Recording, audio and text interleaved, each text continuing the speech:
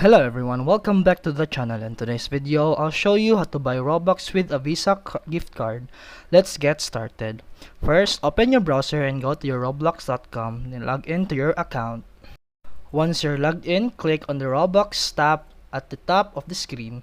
Then you'll be taken to the Robux purchasing page. After that, select the Robux amount you want to buy. Click on your preferred package. On payment page, select debit or credit card.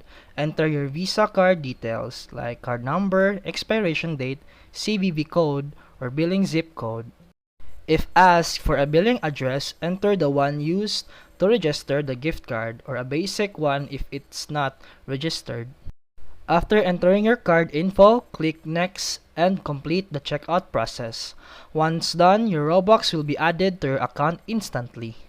And that's it for today's video. If you found this helpful, please like and subscribe for more videos. See you in the next one.